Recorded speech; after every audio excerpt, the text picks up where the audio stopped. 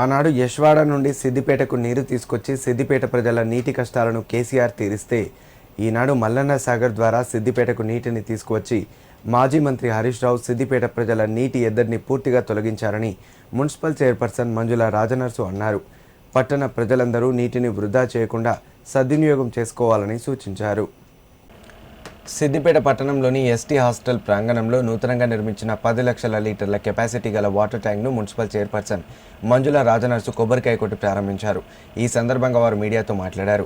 మాజీ మంత్రి హరీష్ రావు సహకారంతో సిద్దిపేట మున్సిపల్ పరిధిలోని 5, 6, 7, 22, 26 వార్డుల్లో నీటి సరఫరా కోసం ఎస్టీ హాస్టల్ ప్రాంగణంలో నూతన వాటర్ ట్యాంక్ నిర్మించామని తెలిపారు. అంతేకాకుండా integrated market, Rangadampalli, Indiramma colony, గాడిచెర్లపల్లి వద్ద కూడా 10 లక్షల కెపాసిటీతో వాటర్ ట్యాంకులు నిర్మిస్తున్నామన్నారు. ఈ వాటర్ ట్యాంక్ ద్వారా నీటిని సరఫరా చేయడం వల్ల ఆయా వార్డుల ప్రజల నీటి కష్టాలు తీరుతాయని పేర్కొన్నారు. సిద్దిపేటకు వాటర్ ట్యాంకులు మంజూరు చేయించడంలో కృషి చేసిన మాజీ మంత్రి హరీష్ రావుకు మున్సిపల్ పాలకవర్గం తరపున ప్రత్యేక ధన్యవాదాలు తెలిపారు. ఈ కార్యక్రమంలో కౌన్సిలర్లు నాగరాజురెడ్డి, సాయి కుమార్ గౌడ్, నాయకులు మేర సత్తయ్య పలువురు పాల్గొన్నారు. ఈరోజు సిద్దిపేట పట్టణంలో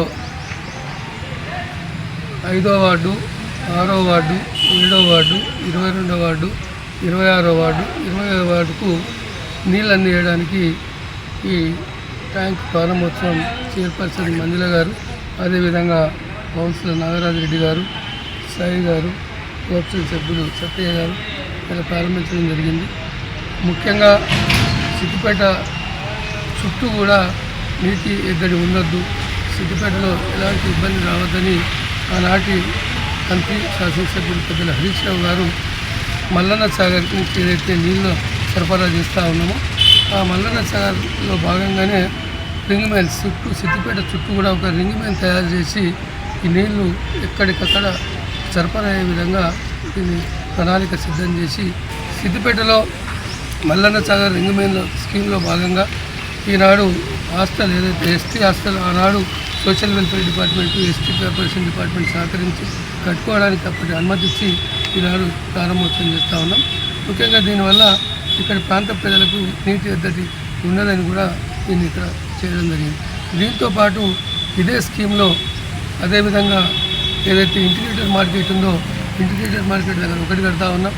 అదేవిధంగా రంగనాంపల్లి, రాజేంద్రనగర్, మిలన్ గార్డెన్ ఏరియాలో అక్కడి కూడా నిర్మాణం పూర్తయింది. దాన్ని కూడా త్వరలో ప్రారంభోత్సవం చేయడం జరుగుతూ ఉంది. మిలన్ గార్డెన్ దగ్గర కూడా 10 లక్షల ట్యాంక్ నిర్మాణం జరుగుతూ ఉంది.